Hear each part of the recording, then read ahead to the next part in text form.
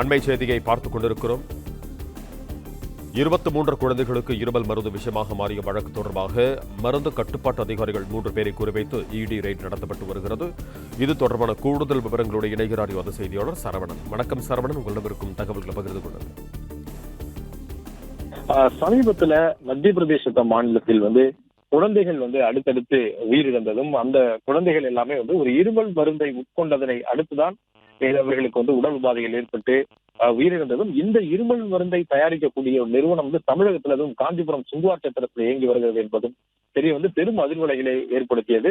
இது தொடர்பாக மத்திய பிரதேச போலீசார் ஏற்கனவே தமிழகத்திற்கு அந்த மருந்து நிறுவனத்தினுடைய உரிமையாளர் ரங்கநாதனை கைது செய்திருக்கிறார்கள். தொடர்ந்து விசாரணையை மேற்கொண்டு வருகிறார்கள். 23 குழந்தைகள் உயிரிழந்த இந்த சம்பவம் தொடர்பாக அமலாக்கத்துறையும் இந்த விவகாரத்தை கையில் எடுத்து விசாரணையை மேற்கொண்டு வருகிறார்கள். தற்பொழுது இன்று காலையிலிருந்து இந்த சோதனை நடத்தப்பட்டு வருகிறது.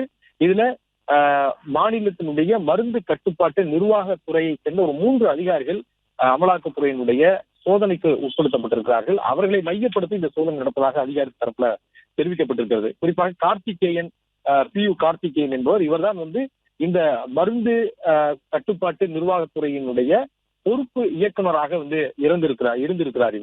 இவருடைய வீட்டுல கடந்த ஜூலை மாதம் லஞ்ச ஒழிப்புத்துறை சோதனை நடத்தப்பட்டது. லஞ்ச ஒழிப்புத்துறை சோதனை என்பது இவர் 25,000 ரூபாய் ஒரு தனியார் நிறுவனத்திற்கு தடையில்லா சான்று கொடுப்பதற்கு, அவர்கள் ஒரு பொருட்களை விற்பனை செய்யக்கூடிய ஒரு நிறுவனம், காஸ்மெட்டிக் பொருட்களை விற்பனை செய்யக்கூடிய ஒரு நிறுவனம், அவர்கள் தடையில்லா சான்று கேட்டு விண்ணப்பித்த போது அவர்களிடம் 25,000 ரூபாய் வாங்கியது தொடர்பாக அவர் கொடுத்த புகாரின் அடிப்படையில அப்பொழுது லஞ்ச ஒழிப்புத்துறை ஒரு வழக்கை பதிவு செய்து அவருடைய வீட்டுல சோதனை நடத்தினார்கள்.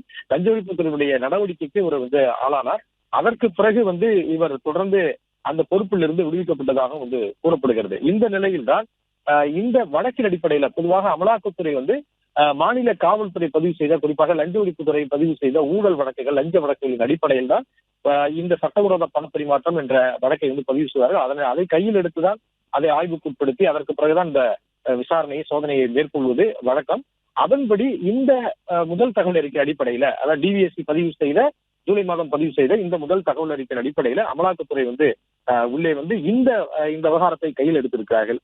பிளே ஸ்டோர் மற்றும் ஆப் ஸ்டோரில் இருந்து பாலிமர் செயலியை QR கோடு மூலம் பதிவிறக்கம் செய்யுங்கள். செய்திகளை உடனுக்குடன் பெறுங்கள்.